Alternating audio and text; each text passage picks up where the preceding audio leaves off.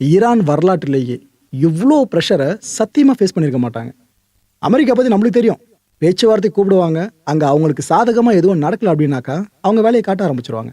அதை தான் இங்கே பண்ணியிருக்காங்க. அது லிட்டரலாக நம்மளுக்கு புரியுது. ஆனால் அந்த கான்ஃப்ளிக்டோட எக்ஸ்டெண்ட் வேர்ஷனை பாருங்களேன், எவ்வளோ தூரம் போயிருக்குன்னு. இஸ்ரேல் இங்கே இருக்கா, ஈரான் அங்கே இருக்கா. இந்த ரெண்டு நாடுகளுக்கு இடையில பிரச்சனை.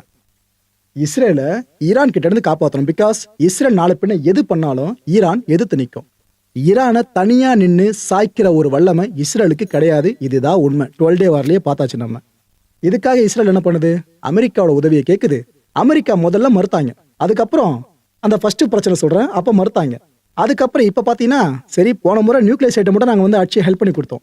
இந்த முறை ஈரானோட மிசைல்ஸ் இருக்குல்ல, அது இஸ்ரேலுக்கு ரொம்ப த்ரெட்டா இருக்கும் போல இருக்கு. நாங்க தான் உங்களை காப்பாற்றுற ரட்சகர்கள், ஏதாவது அமெரிக்கன்ஸ் தான் இஸ்ரேலுக்காக ரட்சகர்கள். நாங்க ஹெல்ப் பண்றோன்னு இந்த முறை ஸ்ட்ரைக் பார்த்தீங்கன்னா அமெரிக்கா இஸ்ரேல் சேர்ந்து ஒரே டைம்ல ஈரான் அடிச்சது. உண்மையை சொல்லணும்னா ஈரானால தாக்கு பிடிக்க முடியலங்க. ஹெவி லாஸ் ஈரான்ல. இப்ப வெளியாயிட்டு இருக்க பலி எண்ணிக்கைகள் இருக்குல்ல, இதெல்லாம் எனக்கு தெரிஞ்சு ஒரு 30% தான் இருக்கும். அப்ப இன்னும் 70% அளவுக்கு பலி எண்ணிக்கை எவ்வளவு இன்க்ரீஸ் ஆகும் பாருங்க. அடுத்தடுத்த மணி நேரம் கடக்க ஒரு நம்பரா வெளியே வரும். அதை பார்த்து உலக மக்கள் எப்படி ரியாக்ட் பண்ண போறோம் தெரியல. ஸோ இஸ்ரேல் அழகா அமெரிக்கா உள்ள வலிச்சு விட்டுச்சா, அமெரிக்கா இஸ்ரேல் சேர்ந்து ஈரான் அடிச்சாங்களா. இப்ப இந்த பகுதி முழுக்க கான்ஃபிளிக்ட் ஜோனா மாறி இருக்கு. ஆக்சுவலா இந்த ரெண்டு பகுதிகள் மட்டும் தான் கான்ஃபிளிக்ட் ஜோனா இருந்திருக்கணும். ஆனா ரீஜனல் டென்ஷனா இது பெருசா மாறினதுனாலேயே ஃபுல்லாவே பிரச்சனை. சிரியா பாத்தீங்கன்னா அவங்க ஏர் ஸ்பேஸை பார்ஷியலா மூடிட்டதா சொல்லிட்டாங்க. இது ஃபுல்லா மூடுவாங்க, அதில் மாற்று கருத்து இல்லை. இன்னொரு பக்கம் ஜோர்டன் அது வரைக்கும் ஈரான் மிசைல் லான்ச் பண்ணியிருக்கு. அப்படி இங்க போனீங்கன்னா ஈராக் சார்ந்து பெரிய அடி விழுந்துச்சான்னு கேட்டீங்கன்னா சிமிலரா மட்டும் தான் ஈரான் அப்பப்பன்ற மாதிரி காட்டுறாங்க. அங்க பெருசா விழல. Kuwait, Bahrain, Qatar, Saudi Arabia heavy இந்த இடங்கள்லாம் இந்த 4 பகுதியில சம்மடி அடிச்சிருக்கு ஈரான்.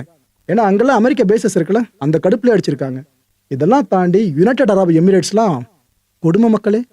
அந்த நிலப்பரப்பு இதுக்கு முன்னாடி இப்படிலாம் ஒரு பெரிய அட்டாக்கை பார்த்துருப்பாங்கன்னு தெரியல. அவங்க நில குறைஞ்சிட்டாங்க. ஒமான் இப்போதைக்கு ஈரானுக்கு சப்போர்ட் பண்ற ஒரே நாடுன்னு சொல்லலாம். ரஷ்யா சைனாவுக்கு அடுத்தபடியா ஒமானை சொல்லலாம்.